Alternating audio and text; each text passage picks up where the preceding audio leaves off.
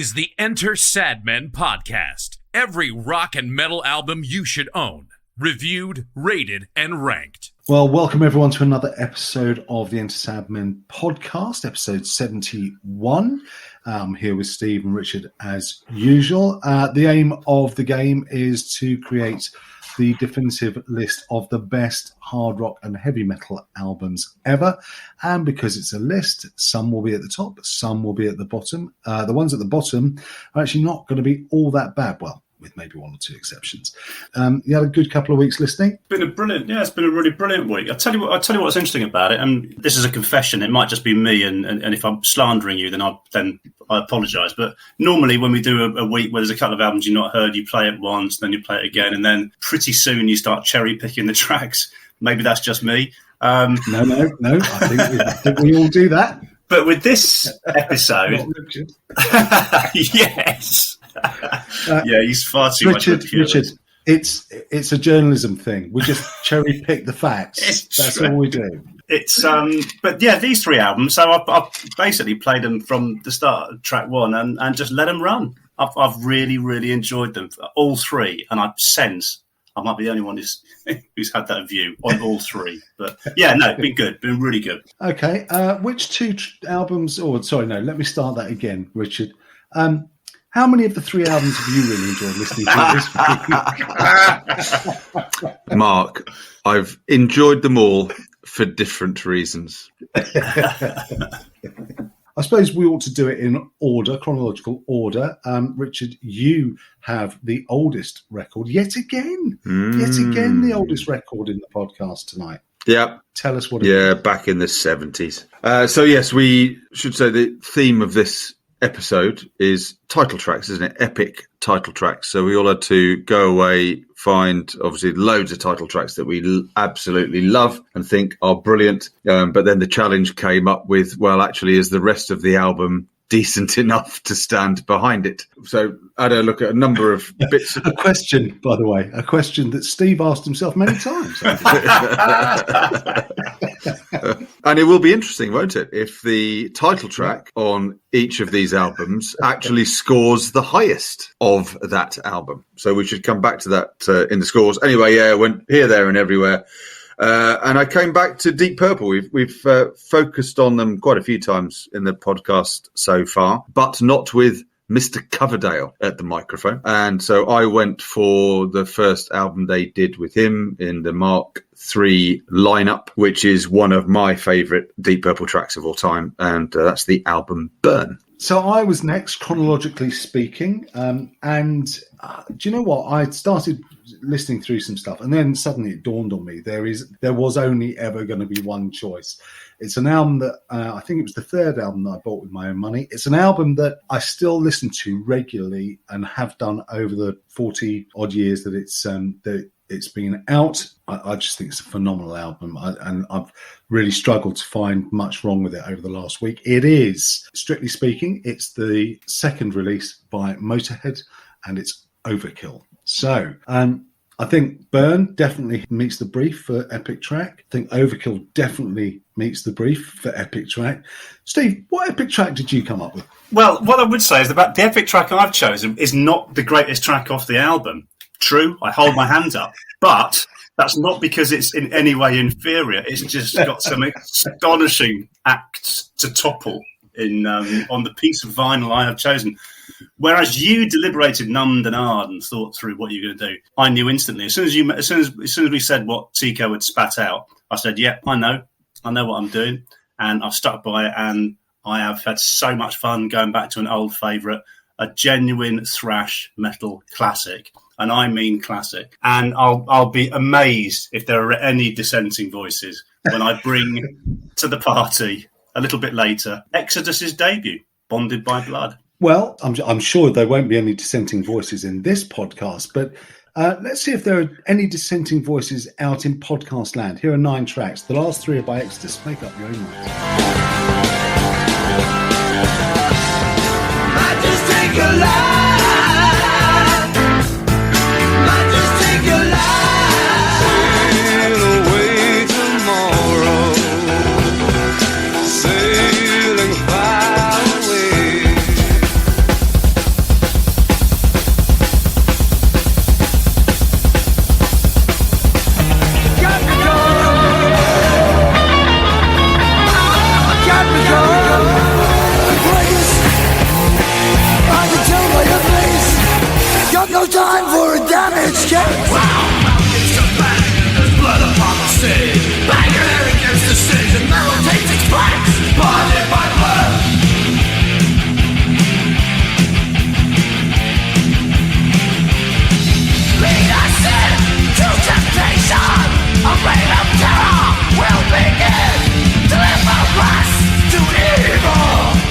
there you go. So that's woken you up, I'm sure. But first of all, so let's go back 11 years to Deep Purple and Burn and Richard. Opening album sleeve notes. Yeah, let's get over the bits and pieces first, shall we? So Burn, released 15th of February 1974. It was recorded in November 73. Released on Purple's sort of kind of label, essentially EMI. Produced by the band, recorded as so many of their albums were in Montreux, Switzerland, with the Rolling Stones mobile studio. And it was the first of their albums with the Mark III lineup. So Gillan had left. We'll talk a bit about that, I'm sure, and was replaced by, David Coverdale, of course. Also, Deep Purple had a new bassist. Glenn Hughes came in on bass guitar, but also vocals, and I'm sure we'll talk about that in a little bit. Obviously, the others stayed the same. Richie Blackmore on guitar, John Lord on keyboards, and this time synthesizers. We'll talk about that again later. And Ian Pace on drums. It did pretty well. It was a gold-selling record on both sides of the Atlantic. Reached number 3 in the UK, number 9 in the US. Music-wise, a bit of a departure. Again, we'll talk about that shortly, I'm sure. Track-wise, had 4 on each side. Burn Might Just Take Your Life, Lay Down, Stay Down, Sail Away on side 1, and then You Fool No One. What's Going On Here, Mistreated, and A200 on side 2. I think it's a fantastic album and quite a departure in terms of style. I think they were painting from a wider palette, and the arrival of Hughes and Coverdale sort of, gave them a real extra breadth. So it's been great listening to it again. But yeah, I don't know how familiar you two were with it. Did you know much about the whole album? Yeah, bits and pieces. Obviously know the title track very well, and Mistreated, just one of those classics, isn't it, that I think we all know, up in the pantheon of Purple songs. Listen, I loved Ian Gillan to bits, and I love what they did, but with him at the mic. But I do really appreciate what they've done here. This feels like a band that's kind of growing up, kind of been through its adolescence. I know they're a massive band, but this is such a different departure. All the boys talk about it. I've read countless interviews over the last week or so about how they were going down this new sort of funky, groovy, just different. They just felt like a band that was just more relaxed. The irony being that I think the band was in a state of absolute turmoil before they got around to actually recording this thing, which doesn't come across at all in the way this album's come out. It feels fresh, sounds great. Coverdale has never sounded better, but what an inspired decision to almost pair the vocalists. Nice different voices. It doesn't lose any of its purpleness, but it is definitely a departure from earlier stuff. But ultimately, it's just a fantastic listen. 2 or 3 great tracks on it, really great tracks. And I really enjoyed listening to it again. Good. Mark? Yeah, it's strange, isn't it? The influence that Coverdale has on that band is quite significant, I think, because it is a completely different sound to the Mark II Purple. I didn't know the album at all either, really. I knew Burn, I knew Might Just Take Your Life and Mistreated, but probably because they were kind of staples in the Whitesnake set after Coverdale left Purple. So I knew them as Whitesnake covers rather than as Purple originals. Hughes and Coverdale, it kind of messes with the band's identity a bit. I think it makes it a slightly less consistent listen and sound, but there's no doubting the ability of the music, as musicians. I mean, it's incredible. The one thing that I would say is that, Steve, you said it doesn't take away any of their purpleness. I think I probably broadly agree with that, but I think what it adds in is quite a lot of rainbowness and quite a lot of Whitesnakeness, because you can hear both of those bands, I think, when you listen to this album. But you're right. It is a fantastic album, much better than the band had any right to expect given what they were going through at the time. But also, I think, just as you said, Richard, it's a band that, or I think you said, it's a band that's grown up. It's a band that has nothing really left to prove, and they come out with something completely different to anything that anyone in 74 expected. So it's been a great week. I've really enjoyed it. Yeah, and I mean, we'll talk about side 1 in a bit, but I mean, just in terms of the arrival of Hughes and Coverdale, let's wind it back a bit. Even before Glenn Hughes was secured, look, we should draw one of these rock family trees. Who else but Phil Lynott was being courted? I mean, the whole Mark II lineup and all the friction between Gillan and Blackmore. Gillan told him that he'd had enough and was off. Blackmore was really despondent and was thinking of dissolving the entire band, wasn't he? And then went with Pace and tried out with Phil Lynott. They felt that whilst they loved his voice at that point in time, he wasn't a good enough bass player. So it was just that's just I know, just hard to imagine a time when you would think that Phil Lynott was not a good enough bass player. I know. So and Glenn Hughes was pulled in. Part of the reason he joined was his vocal ability. Whilst he could sing, he was recruited as bassist because they actually thought they were going to secure Paul Rodgers after the dissolution of Free. But Rodgers decided, I'm forming this band called Bad Company, and I'm quite happy about it. I mean, please do listen back to many episodes ago when we talk about Bad Company's debut, and given the story and the friendships that were being formed in that lead up to Bad Company, it's not surprising, I think, that Paul Rodgers realised he had something quite special in his hands, and that's why he said no. But then, I mean, so Coverdale, we've done a number of Whitesnake albums, including 1987, about sort of 20-30 episodes ago. We talk a lot about Coverdale's ego, don't we? But here he is arriving. What was he, 21, something like that? He'd only played in pubs, was in a band that Purple knew about, saw the advert of Melody Maker, and threw his hat in the ring with his very big head underneath it, with a moustache. I'd love to have seen that. Yeah. Very, very rare footage of a moustachioed David Coverdale. Singing shop assistant from Redcar, they called. He was overweight as well. He looked nothing like, did he? The god. The chiseled rock god. Yeah, exactly. Yeah, there's interesting stories, aren't there, about the audition, about whether it was he was the only one who. There were loads of demos, so whether it was the only one who actually had the audition. I don't know, but if I was Ian Gillan in all this, and indeed Roger Glover, fucking hell, I mean, they weren't exactly short of a decent bass player in the first place. No, exactly.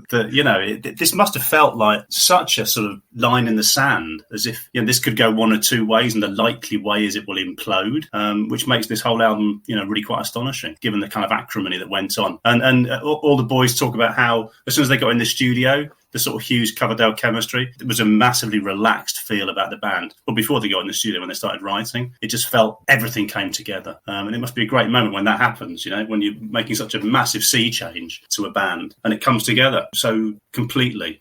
Interesting. Okay, shall we? We'll give side one a listen then, shall we?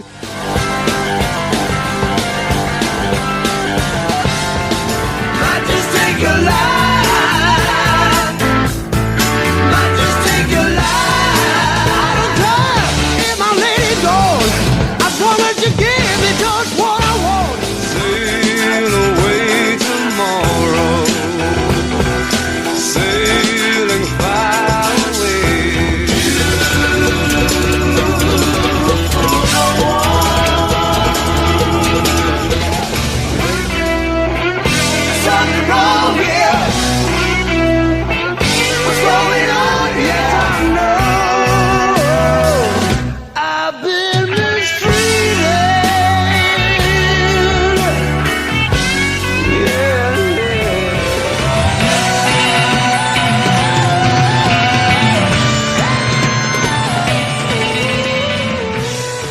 Starts with the title track, Burn, and then Might Just Take Your Life, Lay Down, Stay Down, and Sail Away. I mean, Burn, what a track. I still consider this classic Purple because you've got that dual organ guitar riff going on. You've got the machine gun drumming. Those who are listening, go back and listen to this track again because the bass line is unbelievable. It's one of those Purple songs where everybody is full pelt and it just works. If Pace's drumming is machine gun, I'm not sure what Tom Hunting's drumming is going to be described as in 2 albums' time, or indeed Phil Taylor's. Or indeed Phil. I was going to say Phil Taylor, Phil, the double bass man. I didn't know about that until I looked into Overkill. But, this is just consummate, isn't it? It's absolutely consummate. You listen to this and everything works. Everything integrates and bolts in exactly where it should be. This process makes us listen to it.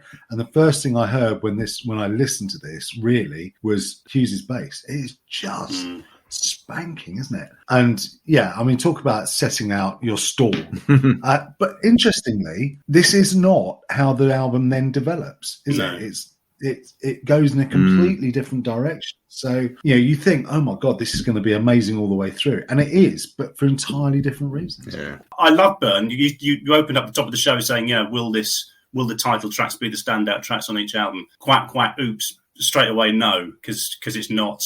Because the best track on this album ends side one. I do like Might Just Take Your Life. Sounds a little bit like Women from Tokyo, that opening. But I like that kind of bluesy rock gospel thing, which is very different from Burn. I love Shit, Funk, Cat, Wank. Sorry, Lay Down, Stay Down.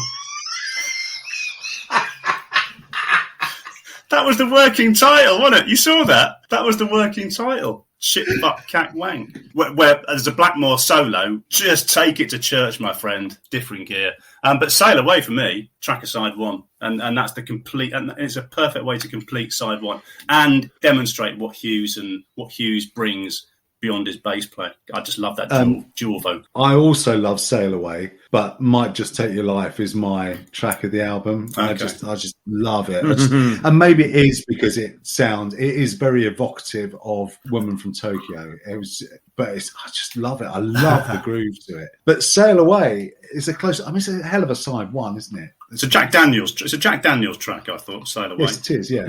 Yeah, that beautiful funky beat to it. I love the sort of Coverdale singing the sort of low bluesy stuff, then Hughes going up in the register, based on Superstition, I believe. I think that was the inspiration for it. Yeah. Was it? Yeah, it was. Yeah, it was. Yeah, and it was. I mean, Hughes brought all this sort of funkiness into the band. Yeah, I mean, they're really, really fond of it as well. Sail Away. I mean, it's one of Ian Pace's favourite Purple songs, apparently, and Coverdale said it was one of my first really forceful lyrics. But then, and here's a talking point.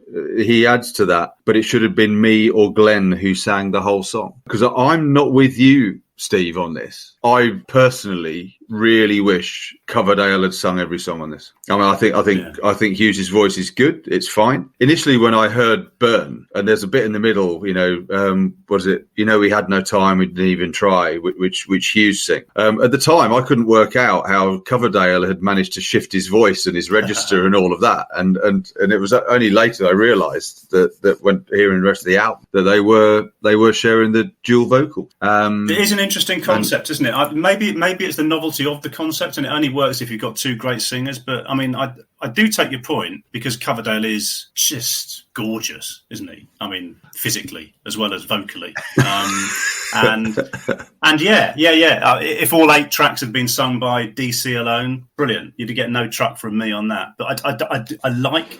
There's something about Sail Away. It's almost like it's just like a sort of 2-part harmony, and even though it's not, because there's very few harmonies going on. I don't know. It just works for me on a really interesting scale. Permission to be slightly controversial. I mean, it's not really controversial.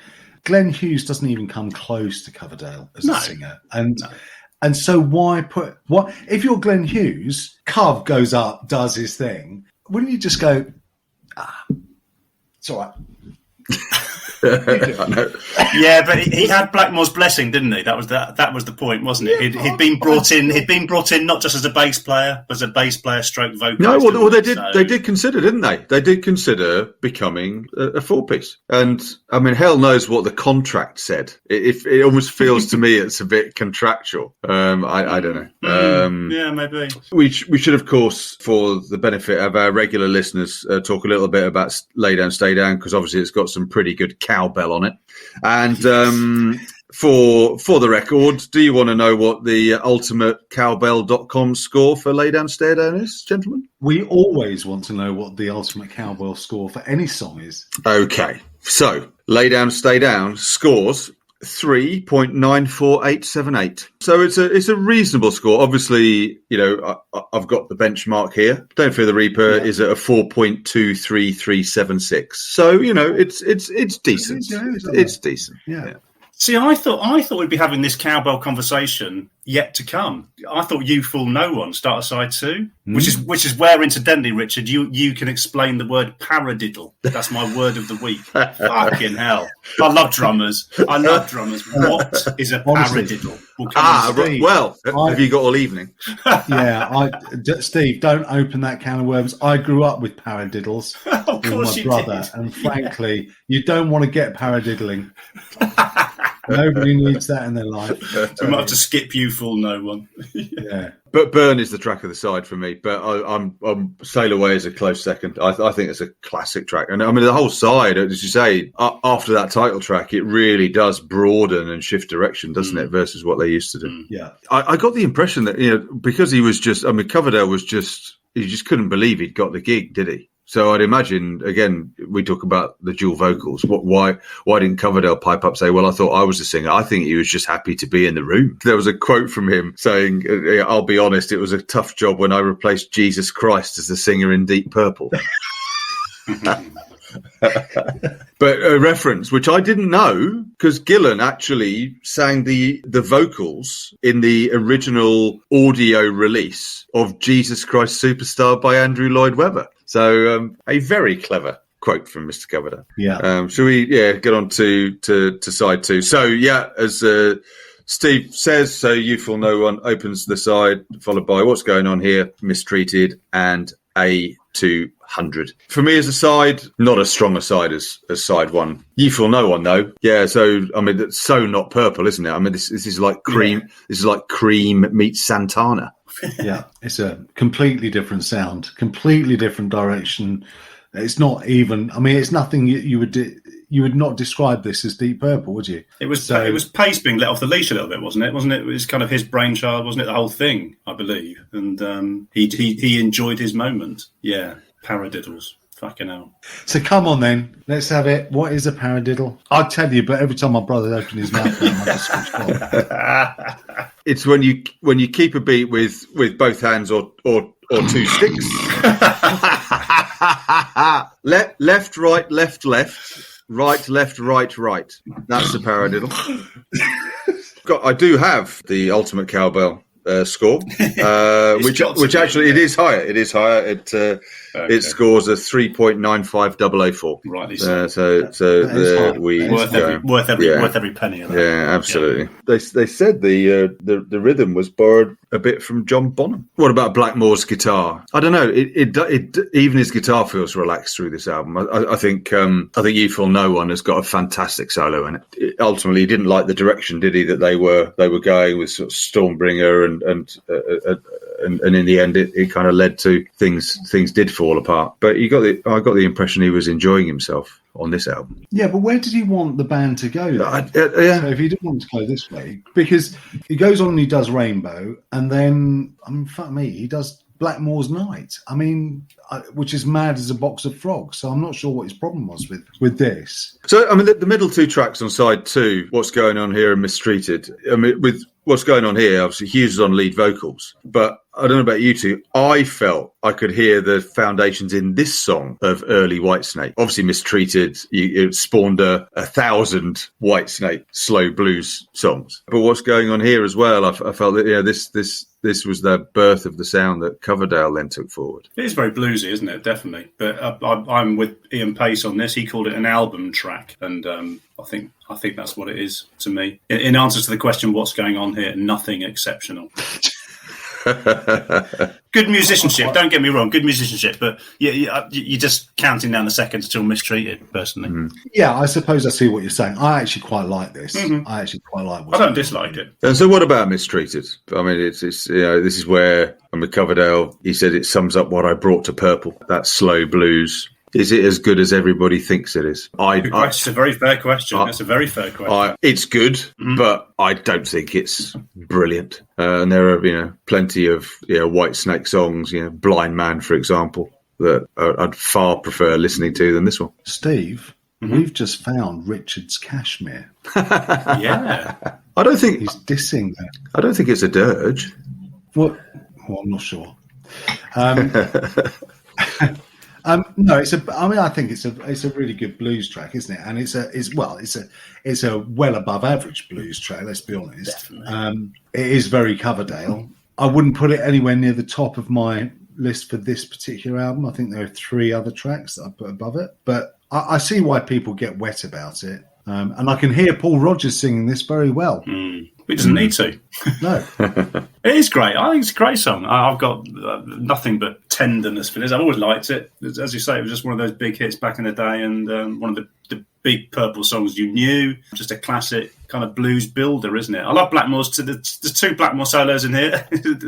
It's really noteworthy, the fact that the first one is so mellow, rather than showing off, which is clearly what he does very well. He just completely sort of strips it back. It's just brilliant judgment of the song. And then a couple of minutes later, you think, oh, for fuck's sake, can you just let me go now?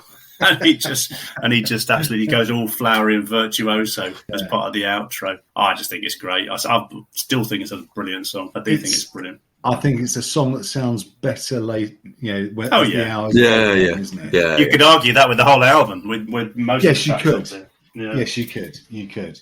Apart from. Yeah. Well, yes. Well, let's talk about it. So the final track, A200, John Lord discovers a synthesizer. There can't have been many around at the time. I presume he borrowed it from Kraftwerk or something like that. I mean, it is actually a bit proggy, isn't it? It came out of a jam. Coverdale said I was probably down the pub. Yeah. But yeah, I don't know. It's a weird one, isn't it? I don't understand it. I'm sorry. I don't. Actually, you only got 8 tracks. This is 12.5% of the album. Why do it? It starts off like a soundtrack from one of those kind of low budget 1950s sci-fi movies. When you got that sort of platoon of soldiers just marching off a spaceship or something. It's fucking awful. It gets a little bit better. I've just been listening to episode 50.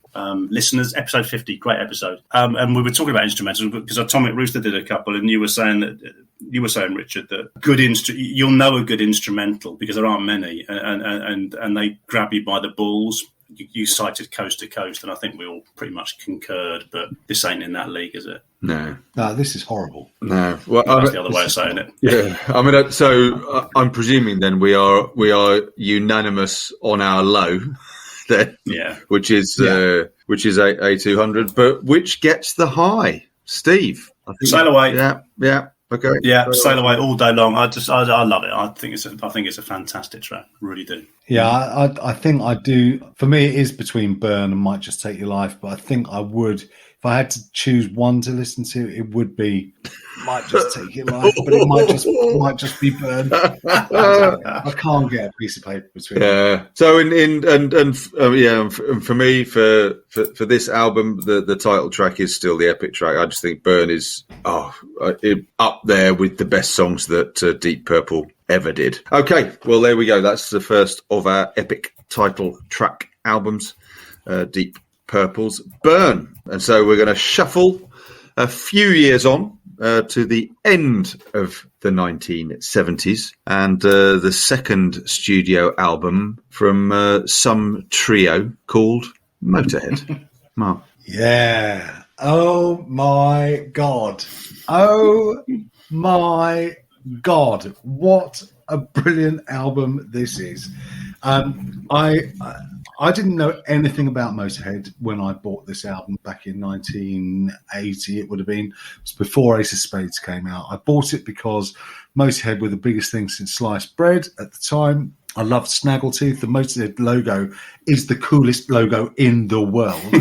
And yeah, so I just went and bought it because that's what you did. You bought the stuff that other people thought was good when you knew no better. And I put it on and fucking hell. I had never heard anything like this in my life. Let's do some nuts and bolts before we get on and talk about all of that nonsense. Opening album sleeve notes. This is Motörhead. It is is it their second? Is it their third? Strictly speaking, it's their third album because their debut album released under United Artists, the label refused to release because they weren't entirely convinced about Motörhead.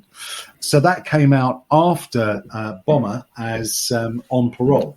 So officially their debut album is actually their fourth album, and their debut album is the self-titled Motörhead, put out on Chiswick Records in 1975. So this is quotes, difficult second album. Nothing difficult about this. It was released on March 24th, 1979. They knocked this out in 6 weeks, which was 5 weeks and I think 4 days longer than it took them to knock out the debut in 1975. So recorded between December 1978, January 1979, released on bronze. It runs just over 35 minutes. It was produced by Jimmy Miller, more on him later, along with a guy called Neil Richmond, and was recorded initially recorded at the Roundhouse Studios in London and then mixed at the Sound Development Studios, also in London. They spat them out like peas in those days. Bomber came next in 1979. Recording on that began 125 days after Overkill hit the shops, and it was released 92 days after that. So they really did burn through them. Well, the personnel, if you really need an introduction to them, then you're pretty new to this, I would suggest.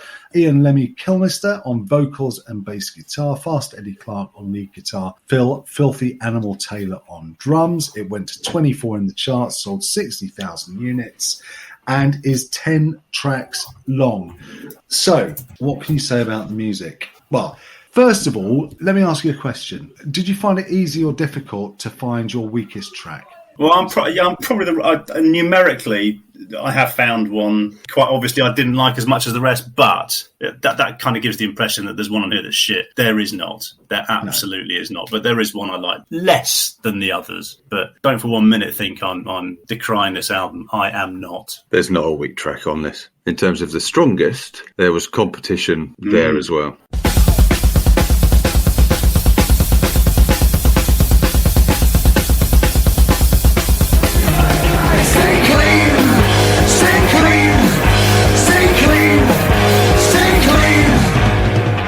So drunk. You know I won't pay your price.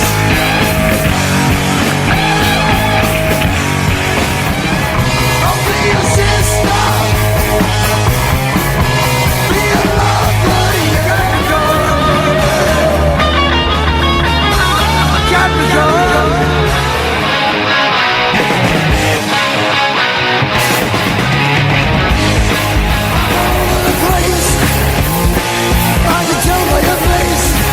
Got no time for a damage case.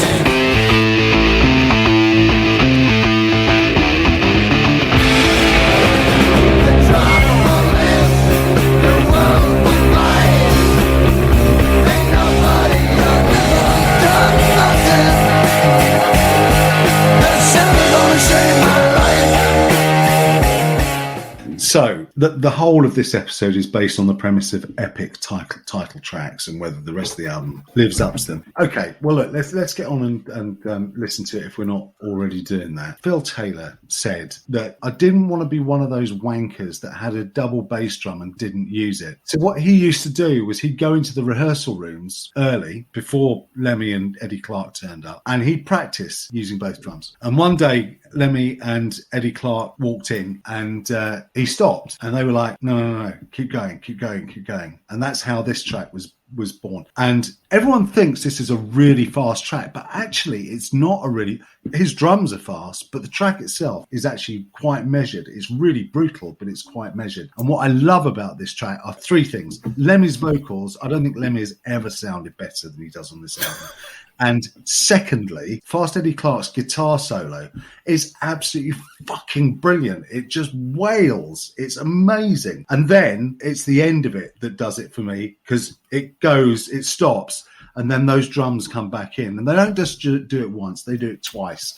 And I'm absolutely wasted by the end of this as a 15-year-old. Absolutely fantastic track. Brilliant album. And you think, well, they can't top that. I mean, this was a game changer, wasn't it? Yeah, Lars Ulrich just harks back to this track. That was his inspiration. Double bass was just brilliant. And the false endings. And it just grabs you by the throat and takes you off again. I'll echo everything you said. This is a 10. This is one of the best heavy metal songs ever written. Agree, Steve?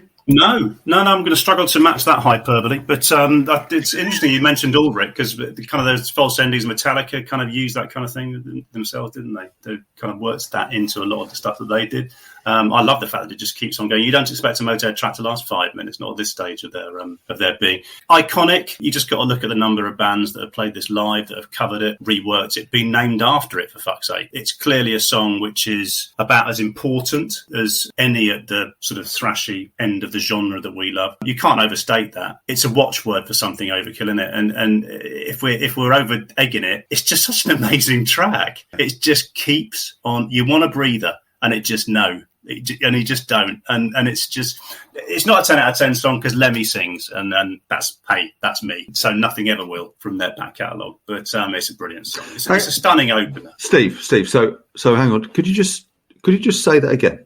I know where this is going. Yes, I stand by it. I stand by it. Lemmy's voice isn't for me. Okay, so have you taken marks off of this track then because of his voice? Well, I've not given it a 10, but I wouldn't have done anyway. Have you scored any 10s on any other albums, Steve? What, on this episode? I might. Yeah. Did voices play a part in that score? Yes, absolutely. A voice I love. Yeah. Okay. So, all right. Yeah. So but we've already dealt with David Coverdale. So who else? I haven't given any 10s on this show. No. Let me just make that abundantly clear. I'm not going to be quizzed by you fuckwits on bloody Lemmy's voice. All right. Well, dear.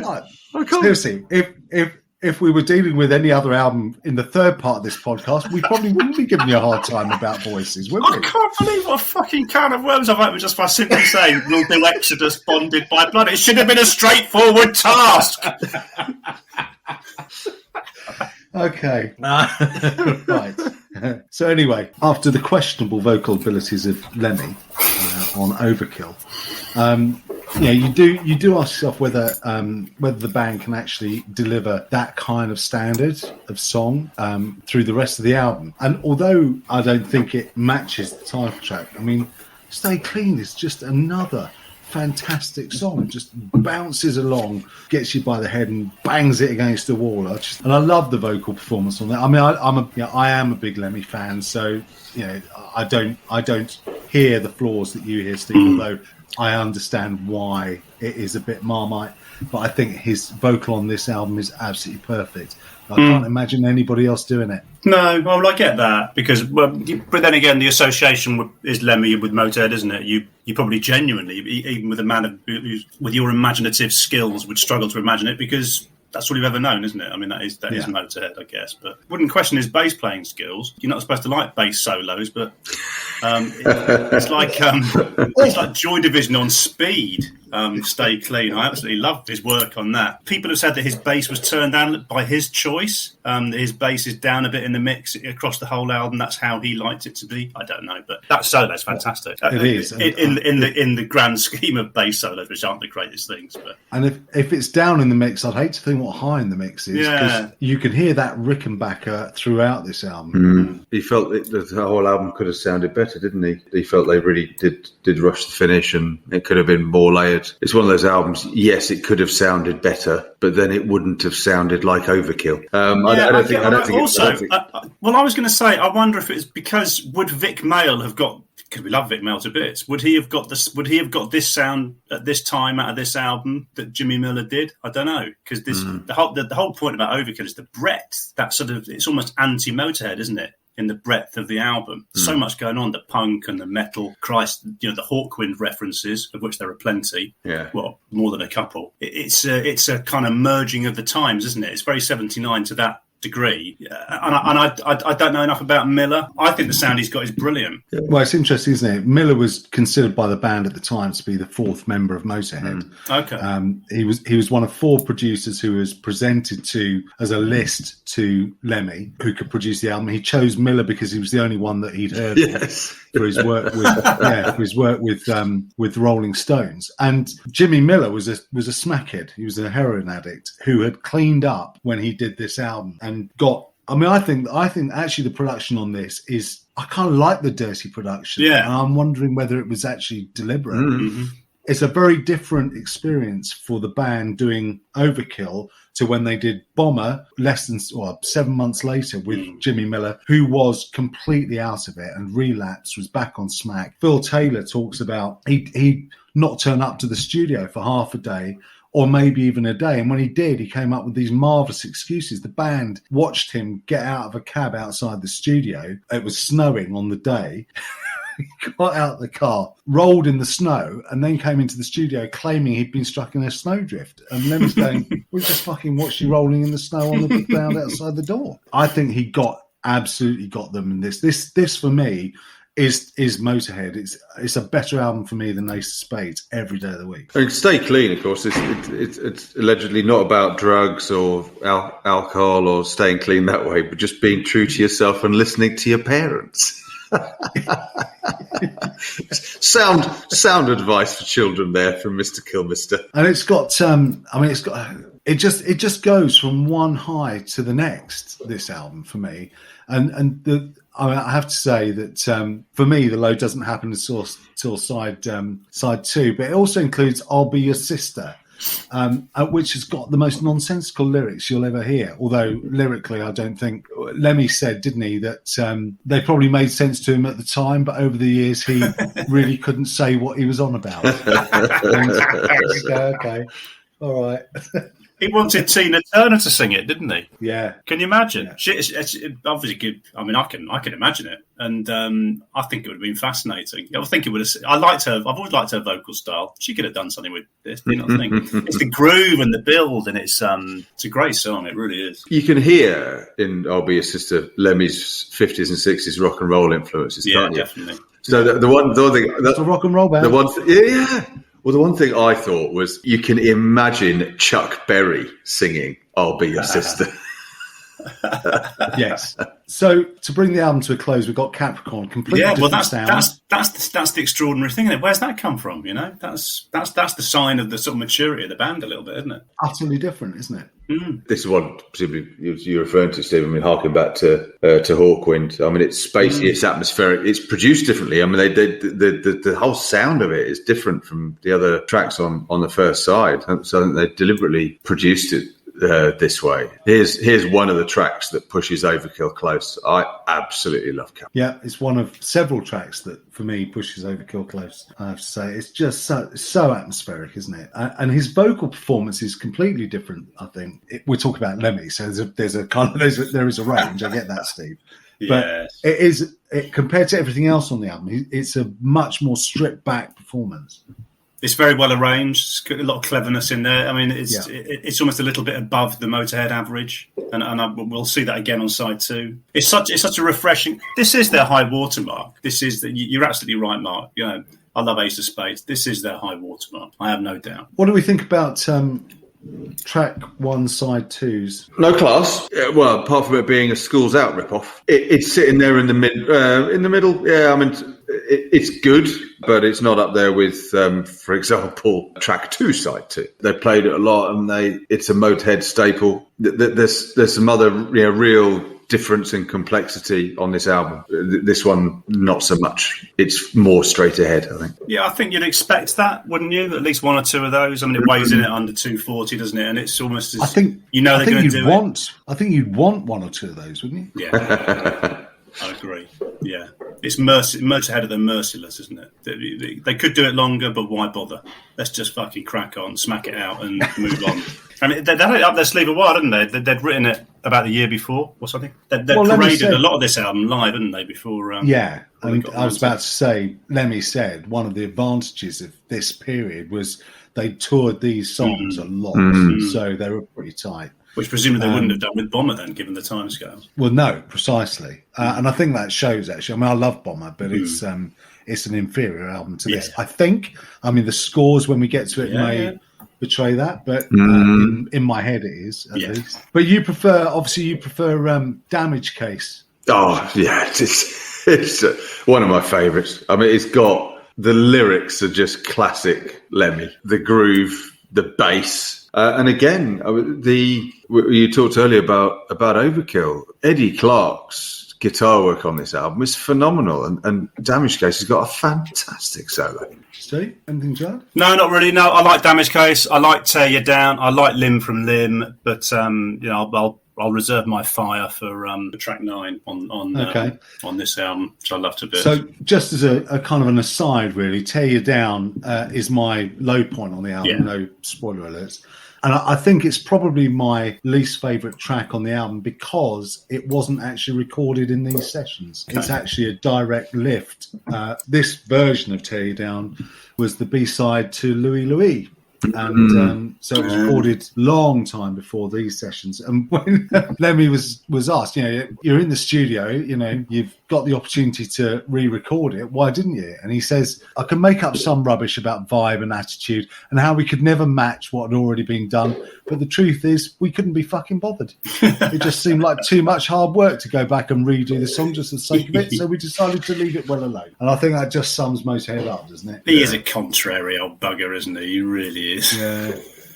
There's a bit of piano in there, isn't there? Or was it just my ears? No, there is. There is. Yeah. All right. So look, we'll get to Limb from Limb. Yeah. What's your problem with Metropolis? No problem. No. It's good. Quite the reverse. Quite the reverse. Oh, you said you're saving your fire. So I was thinking, oh my God. No. My joy. No. Think sperm fire. I'm about to shoot my load, my friend. Okay. Yeah. It's I love Metropolis. This is side 2's Capricorn, isn't it? It's almost a bit of 60s psychedelia, but an old school Sabbath riff. That's a crazy kind of mix, The solo from Clarke, it's so stoner, it's almost hypnotic. It really is, and to me, it's every bit as good as Capricorn. And the kind of track that when you don't expect it, when you just had No Class and Damage Case and Tear You Down, the kind of track that you weren't expecting, and that makes it even better. Do you know the history of it? Nope. They were a song short on the album, and Lemmy had been out either a few days previously or a few weeks previously, and he'd been to the cinema and watched a 1920s film, silent film, the same name. Went home, banged it out, brought it into the studio the next morning, and that was it. And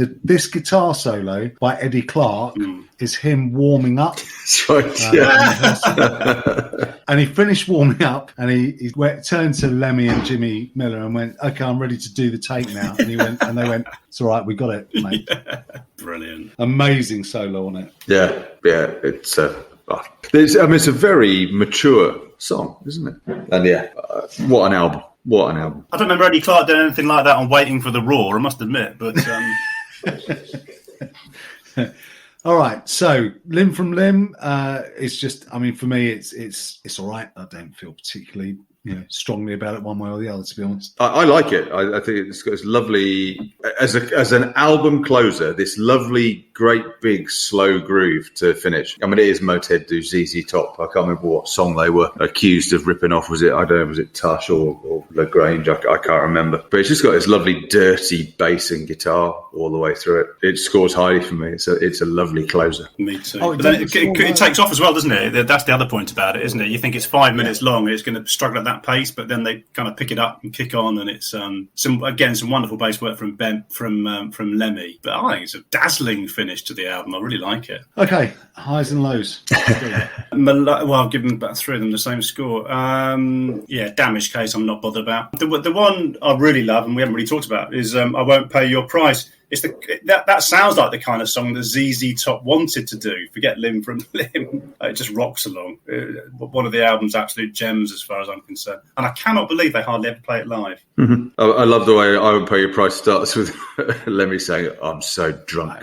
Yes. But it is, we got to doff our hats to them again. It's got this lovely sort of walking pace, and hasn't it, that dum dum dum dum dum, so I'm afraid it's I Won't Pay Your Price is heavy metal Chaz and Dave.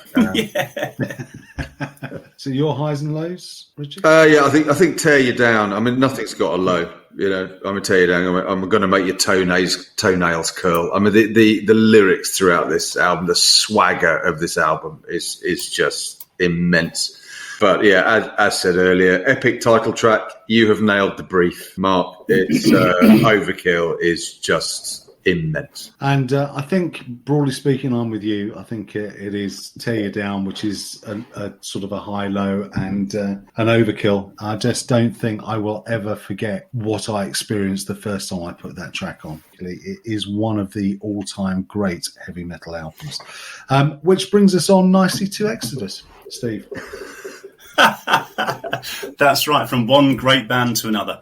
Yes, Exodus, Bonded. So we had a couple of contributions from Flotsam and Jetsam, as our regular listeners will know, the band who gave Metallica a bass player, and so to Exodus, the band who gave Metallica their lead guitarist, of course, Kirk Hammett, who was an Exodus original. Opening album sleeve notes. This is Bonded by Blood, their debut album, released on April 25, 1985, recorded in 2 weeks in July 1984. Begs the question, why did it take, 9 months to get out? We'll come to that in a bit. On the Torres label, I think they're a New York label, Torres. It's the best part of 41 minutes long, and it was produced by a guy called Mark Whittaker, who was a bit of a sort of taskmaster. They wanted someone to come in and tell them what was what, because they were young and they were raw and they were pissed and stoned, and he got the sound out of them, and he did it well. At Prairie Sun Studios in Cotati, California, just north of San Francisco, hence the Bay Area, and that's what we're talking about here, Bay Area thrash. This was their first album. The next album was Pleasures of the Flesh. Charts? Nah, but I doubt it. There were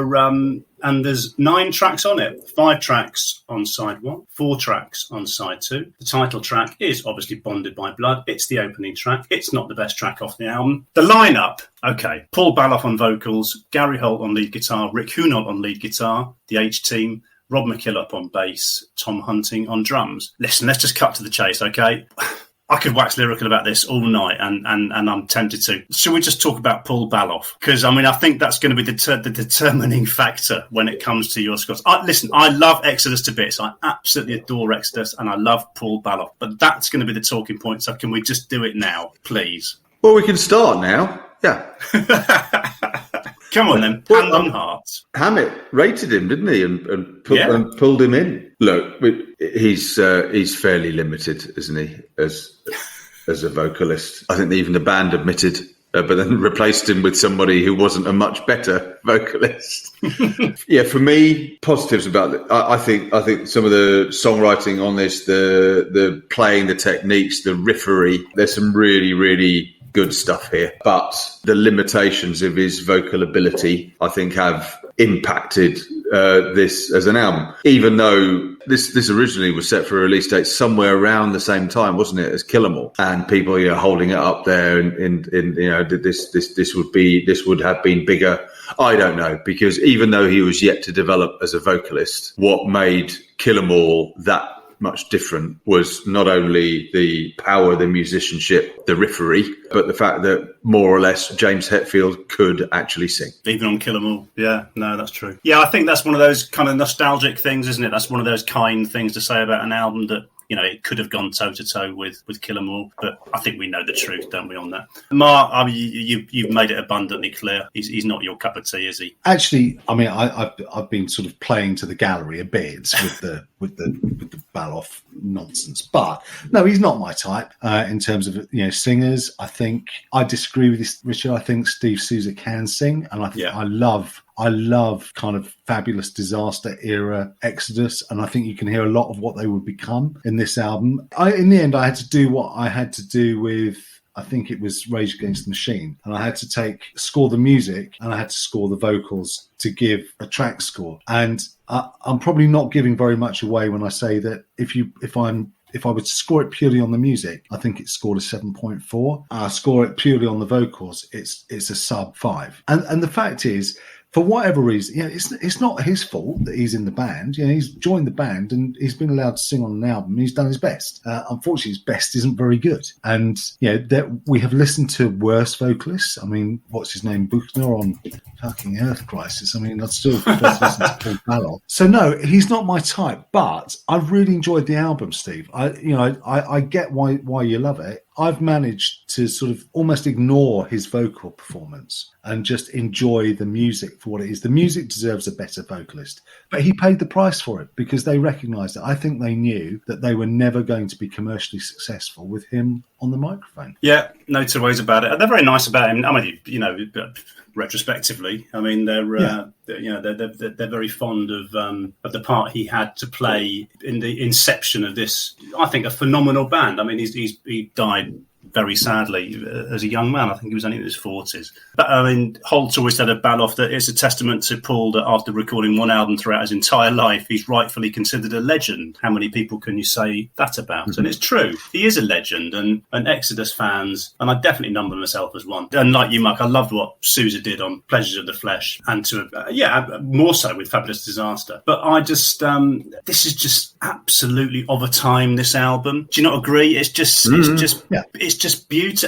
There's a beauty to it. You know, it's savage, it's brutal, it's relentless, built on uncompromising riffs, but really accessible riffs. And you alluded to that, Richard. I mean, you can happily bang your head to any of this. And I love the theatre in his voice, and I always have done. I unapologetically do. And because of that, and I'm not winding you two up, I genuinely do. And I think this is as good an example of a style of music that I adore. It wasn't a period which lasted long, I don't think, but Bonded by Blood is to me an absolute gem. In my book, it's not quite up there with Doomsday and Kill 'Em All. Killing Is My Business, say, Seven Churches, My Possessed, but it's that's the kind of window we're in, and I think it's a priceless piece of work. I really do. I do think though, if you like theatre in a vocalist's voice, I'd recommend you go out and try some Warfare, because I think they're I thought you were going to say fucking Meatloaf.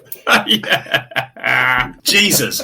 Wow! It's a bang, there's blood upon the stage. Banging against the stage, and metal takes its place. Bonded by blood, I swear back. Away too loud, I am the sound of pain. Come on.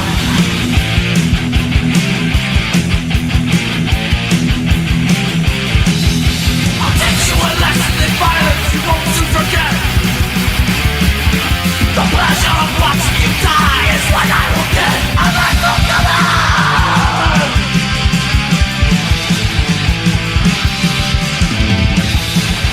If you think you can beat me, tell me small. If you think you can laugh, you're a fool.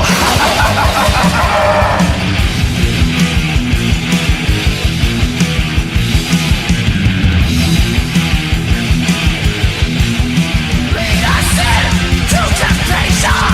A reign of terror will begin. Deliver us to evil.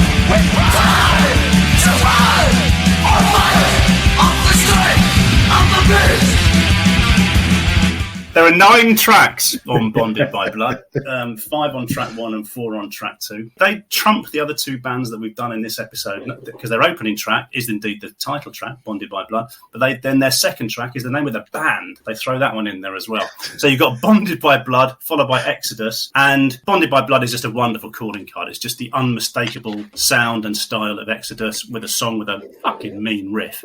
And it's fast, it gets faster at the back end. You kind of think have they lost control a little bit of that? Was it meant to go that quick? Towering solo, gang chorals, Baloff's voice, it's all in there. It's all in that one track. I was going to say, there is Exodus. There is Bonded by Blood, because of course we only had the one album with Baloff, followed by Exodus, which it's almost like a sequel. And then you get the change up and then There Were None, kind of a bit more chuggy before, and A Lesson in Violence, which is quite simply one of the greatest tracks ever written by anyone. And then Metal Command finishes off side 1. So there you go. That's my little snapshot of side 1.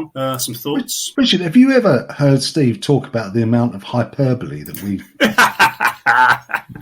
come out with? Has he ever mentioned that?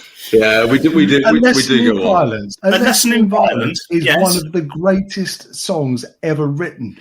Full stop. Yes. Yes. Okay. Yeah. I mean, yes. I mean, just yes. I do. I've got a question though. I mean, serious, and well, not. I mean, how can you? This podcast is never serious, but it's a semi-serious question. So, this episode is about epic title tracks. Mm-hmm. And do you think Bonded by Blood is an epic title track because it is epically good? Or do you think it's an epic track because it is so revered? I mean, it's the most played song live. Yeah. And is it because it's so revered by their fan base, or is it actually the quality of the song? I think I just misread the brief. I love it. Okay, I'm overthinking it. No. I'm slightly tongue in cheek. It's a great song. It is a great song, and it's a wonderful calling card. It just is, because it says everything about this period of Exodus, and I think it's brutal. I think it's a brilliant track. I do. It's probably my third favourite on the album. I mean, in fact, I'm looking at my scores. It is my third favourite, with a high score of 8.5. So yeah, I love it to bits. It's among my higher scores. I mean, epic here. 8.5, Rich? Certainly. Well, we'll see, Steve. We'll see. Music certainly. Epic here takes on another meaning, doesn't it? Because I mean, this was when I first heard the song and the lyrics, all about sort of blood on the stage, and I thought, oh no, this is another one like Bad Steve is coming, and they're just announcing their arrival live. But it is actually about, was it that place Ruth is in, where they used to play a lot, and basically there were just bottles and glass flying everywhere, and there really was blood all over the stage. I think this is a song for their fans, isn't it? There's a real connection between them and the people that love them. So I get that. I really get that. And I think the lyric "Murder in the Front Row" is the name of a video, of a DVD video. How old am I? Of a something out there on the interweb, worldwide thing, about the Bay Area thrash scene of the time. So clearly "Bonded by Blood" as a track is a kind of cornerstone of that movement. I think "Murder in the Front Row" is also the song that Sophie Ellis-Bextor really wanted to record. If only. But I do the lyrics on this. There is one hilarious moment on the lyrics on this track, which is it's the opening verse, and it's black magic rites on this black evil night. Right, begin with the slice of the blade. Metal and blood come together as one. Onlookers they gasp in dismay. Not horror, mind, or outrage, or repulsion, or abhorrence. Dismay. They're just slightly disappointed in it. Oh dear. Yeah. It was, that's not good, is it? They had no money. They were in the studio for less than a fortnight. It had to rhyme. Get on, get out. I mean, the budget was tight. I've got no problem. So, I mean, if you're picking holes in fucking lyrics, Jesus, this could be a long 20 minutes or so. No, I'm not going to. But that one did make me giggle. Highlight of side one for me is, and then there were none. It's track of the album for me. I think the riffs are fantastic on it, and the solos. The music is so good, even Baloff can't ruin it. It's a bit chuggier, isn't there's it? praise for you. Yeah. Do you know what? That Black Knight's a bloody good song that even Ian Gillan couldn't ruin. We can't keep going on like this because you're breaking my heart. What I would say is you're both wrong, because, as I say, A Lesson in Violence, as I've intimated, is off the scale. I do love And Then There Were None, and I love Metal Command, which, once it stops trying to sound like Ton of Bricks at the start, Metal Church fans will agree. It's a super speedy finish. It's a great piece of work. But Lesson in Violence, it's the meanness, it's the speed, it's the bridges, it's the fills, and the best, and I mean the best chorus on the album. And there are so many goodies to choose from on this. Fight for what you believe to be right, crushed with all your might.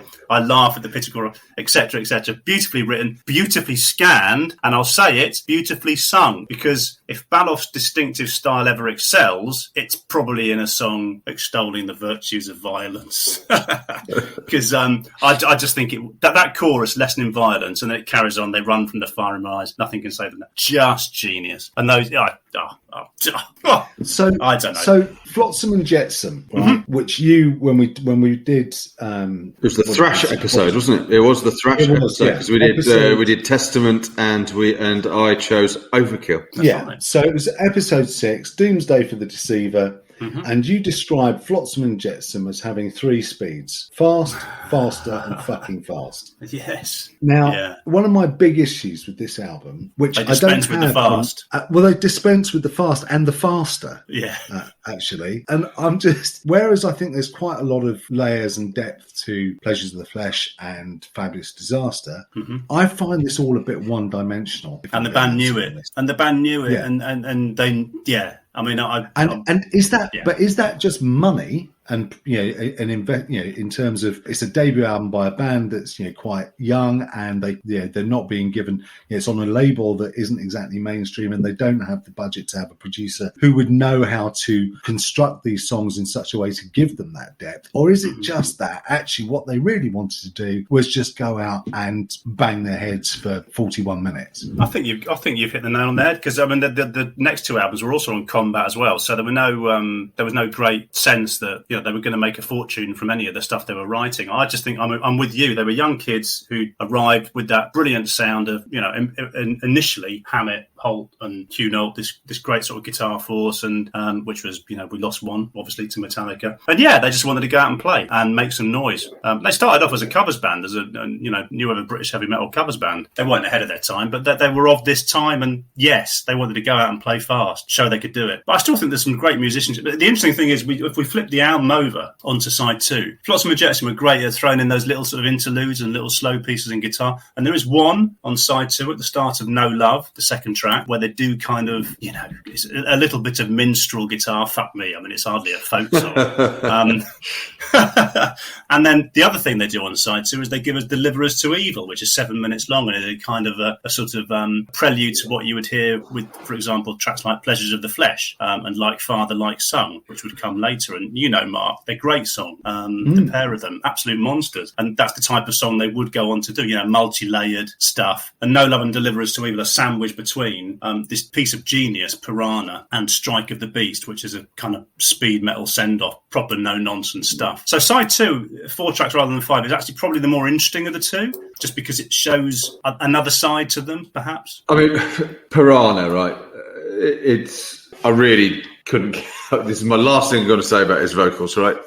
I just couldn't get past his vocals on this, and I mean, I suddenly realised that he's actually got 4 notes. He sings 4 notes. He's got a low note, a medium note, a high note, and a scream note, and that's it. And generally, he sings a line of each. And I just felt on Piranha, he was just allowed to go completely over the top. No Love, I like actually. Okay, I think riff wise, I can see why that was why people say it was a contender. Kill 'Em All. I think there's some fantastic riffs on that. On stuff like Deliver Us to Evil, did they really believe this Satan stuff? I mean, the cover, and they talk about were they one of the stimuli for sort of what became that sort of death, fast death metal. Didn't find out whether they really believed some of that stuff that they were writing and singing. No, I'm not sure. The album cover was just an accident. They kind of employed some old hippie, which is why Gary Holt says he fucking hates hippies, to do the first album cover, and it just didn't work. So they got a guy in called Rick Ferraro, who did the cover painting. I don't know knew much about it, just rushed it out. I think that was part of the reason why the delay was in the release of the album. If anyone doesn't know it, it's a picture of a couple of Siamese devils. Is it controversial? I don't know. It's certainly not. It's not the best piece of album cover, is it? It's not the best piece of work. It's not menacing, and it's kind of almost slightly silly. It's sort of out of kilter with what the album does, which is brutal. I mean, to the extent that Piranha, I wouldn't go in the water for a fortnight after listening to that. I was fucking terrified. I mean, I just think I was scared. I think it's a brilliant song. But I get your point about No Love. Deliver Us to Evil, I just think is just the way they can make thrash sound different. And I mean, it's got to last 7 minutes. You've got to put plenty of layers in when you're doing it at the speed they're doing it. So there's a lot of singing about evil. I just think that's where Baloff is at his best, because he just sounds evil. One thing, given which we'll talk about it, given this was their first album, was this departure of Hammett to Metallica. Because I don't know about you guys, but I found very little on really explaining how and why. But for me, it appears that the one common factor here is Mark Whittaker. So he was the band's manager in the early days. Then he becomes Metallica's tour manager. They're having difficulties with Mustaine, and Hammett gets the call. But then Exodus bring him back to produce this. Yeah, and he has a role in some of the songwriting as well. Yeah, no, and he's regarded as an absolute integral part of the band, I know. Which kind of shows, A, no hard feelings, but B, that they thought Kirk was dispensable, Hammett was dispensable, that they had a good enough band to do what they wanted to do. You're right, though, Richard. It's difficult to nail down any kind of honest, retrospective version of what actually happened. I don't think there was any rancor, any ill feeling with any of them. They all still talk very affectionately about each other. I think they're all friends. So there you go. That's Bonded by Blood by Exodus. As I say, I just think it's Baloff. Yeah, you wouldn't want Sinatra singing this, and I've got absolutely no problem with. I've got absolutely no problem with Paul Baloff. I do like Steve Sousa. I think I'm with Mark. Disagree with Richard on that, but this is just such an important album. And again, I'm slightly overstating. Maybe I'm overstating it, but I do think it's an important album. I think it's one of those sort of top 10 of really significant pieces of thrash work from that period. And I'll always say that. So let's have some highs and lows, because I dare say you've got a few lows between you. Well, we didn't talk too much about Strike of the Beast, which actually gets my low. It's a complex riff. It's too fast. I can understand why people do like it, but it just didn't do that much for me at all. And as I said earlier, and then there were none. I think is a really, really good track. And not for the first time this evening. I'm with Richard on both of those. So Strike of the Beast is my low, and then there were none is my high. Like I say, I've really enjoyed the album. I just think poor old Paul Baloff. You're right. It is a really, really important album. If we were marking these albums on how important or not they are in that kind of timeline, then this would score a lot higher than it does. But because we're not marking it on that, we're marking it on how it sounds now. I just think musically it's so inferior to anything else the band did, and I can't get away from that fact. Okay, I like the rawness of it, and that's what to me stands it apart from the next two albums. And I do love the next two albums, but it's that rawness, it's that earthiness, that kind of originality which I like most. Anyway, Strike of the Beast for me, there's me, Love My Speed, but I do think it's perhaps the most limited of the 9 tracks on here. So it's got my lowest score, and yet the second most played live. Yeah, I know. Yeah. Well, I get that. I mean, it's just an absolute natural, isn't it? Mosh pit. I mean, it's just an absolute natural. I mean, why wouldn't you indulge in that if you're at an Exodus show? And I can't believe I'm the only one who's saying it, but track of the album, A Lesson in Violence. I have no doubt it's on many a playlist. So there you go, Bonded by Blood from Exodus, the third of our albums on this title tracks episode of Enter Sad Men podcast. We're now going to go and score these and see where these three wind up in our Hall of Fame. Reviews complete. Initializing rating process. So, right, here we go. We've done the scores, and I'll start with Deep Purple's Burn, our first of our 3 epic title track albums. And track-wise, the high scorers, not surprisingly, the title track, but we were pretty much unanimous in our scoring of Sail Away. We all gave it a 9, so actually that's the top scoring track of the album. The low scoring, again, we were pretty unanimous in A200, the funny experiment on the end of the album, which only overall scored 5, and that resulted in the following total album scores. Steve gave it a 7.31, Mark a 7.69, and me, Mark and I gave it exactly the same score, a 7.69 as well. And that gave Burn an overall of 7.565. Mark, how did the rubbish singer and his 3-piece get on? Lemmy and Co did all right, didn't they? So again, going through the highs, well, Overkill did turn out to be an epic title track because it was the highest scoring from the three of us. Richard and I both gave it 10s. And Steve gave it a 9. So, it shows you how the high regard that Steve holds the track in. And and the lowest scoring track on the album was Tear You Down, which scored a 7 because we all gave it a 7. So that gave individual album scores of 7.7 from Steve, 8.87 from me because I love it, and an 8.15 from Richard for an overall average album score of 8.24. So I suspect that'll do rather well. Steve, what about Exodus? Well, obviously I didn't understand the epic bit about the title track because I just love the title track, Bonded by Blood, which therefore was only the fourth highest scoring track off the album, trumped by, and then there were none, but a couple of others. Anyway, so there you go. But the best track on the album, as I explained not just a few minutes ago, was A Lesson in Violence, which Mark, bizarrely and incorrectly, one would imagine, has given a 5 out of 10. I presume he'll correct that. When he comes around to amending it, we'll come back to you with a proper score. But as it stands, Mark's pitiful total for this fine opus is a 6.3. Richard, barely any less curmudgeonly, has given it a 6.9. And I love it to bits. Make no apology for that, and scored it an 8.05 for an overall album score. And to be honest, I'm quite relieved that it's got a 7 by its name and not a 6 of 7.09. So yeah, not going to be challenging the top reaches, but as I say, chuffed a bit that it's not got a 6. So let's see where it is. Let's see where it falls in the Hall of Fame. It's time to put the rock in a hard place.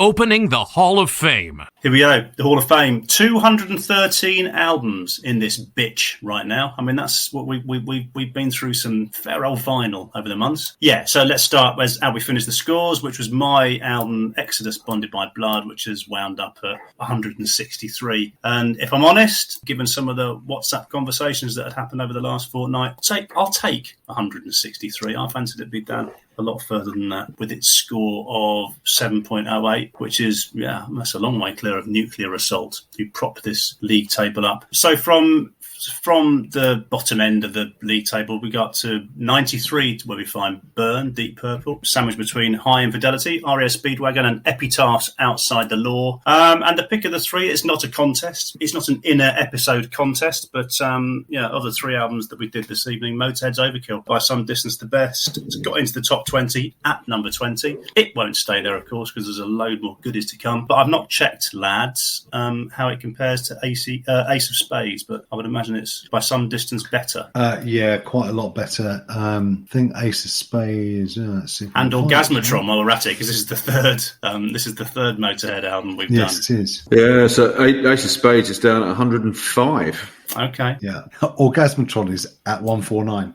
Right. I mean, considerably better, isn't it? But I would have expected that, to be honest. It is, it's widely regarded as Motörhead's finest hour, isn't it? So I'd be, musically, if not commercially. Well, you never know, do you? That's the beauty of this process. I mean, we can surprise ourselves from time to time, but it was pretty obvious, wasn't it, that was always going to do pretty well. Conversely, it was always pretty obvious that Bonded by Blood wasn't going to get quite such the same august scores. But anyway, there you go. Right, that's good fun. We better think about next time round, had we not? We better wheel out Tico Torres. So the theme of our next episode, spat out by our Tombola of Topics and Themes, was the theme of going solo, to an album of an individual who had previously been in bands and, for at least this part of their career, or maybe forever, decided that they would try and make it on their own. Okay, so I am going to pick an album by Robert Plant, and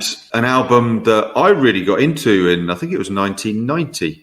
It was released. I remember it really grabbed me at the time, so I'm fascinated to revisit it. I'll get back into it again. I don't know how much you two know of it. It's called Manic Nirvana. Very interesting. Good. Yeah. Shall I go next, Mark? Yeah, go on. Well, because I kind of met her last year. I did wonder. I thought, you know what? I can't resist. So I'm going to go for the metal queen herself, in her own guise, but with a different band.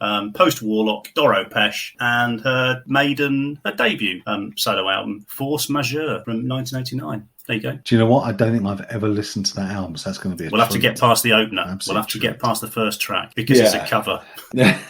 So I've gone for a guy who's in a very, very, very successful band. I mean, possibly one of the biggest bands in the world ever. Struck out on his own, teamed up with a guitarist from another band that was extraordinarily well known, but for many of the wrong reasons. And together they wrote a solo album for the first person I was talking about. The second member of this sort of double act is former Sex Pistol Steve Jones, and the singer and the artist under whose name this album was released released is the one-time Duran Duran guitarist Andy Taylor and his debut album Thunder, an enormous, beautiful, dripping slice of AOR. Wowzer. There you go. Fascinating. Now there's a new one. Wow. Gosh. Gosh. Fantastic. Wow. Well, that's going to be a show. Fucking Andy Taylor, Doro Pesh and Robert Plant. That's your dinner party from heaven. Wouldn't you like to have that? Yeah, I was going to say, wouldn't you like to have throw in Adolf together? Hitler? Yeah. It's a Bon Scott job done. Yeah, cracking. Good stuff. Good stuff. Right, well, we look forward to doing all that next week. We're going to go away and have a good listen to all these three, come back, review them all, and see where they wind up in the Hall of Fame. Thanks for your company, and we'll see you next time. Cheers. All music clips featured in the Enter Sadmen podcast appear within the context of criticism and or commentary, and as such are used under the fair use provisions of the exceptions to copyright rules of UK and international copyright law. To make sure the rock rolls forever on, Mark, Steve, and Rich urge all their listeners to show their love and support for the artists and writers featured on the show by purchasing the original music or subscribing to a licensed and regulated streaming service.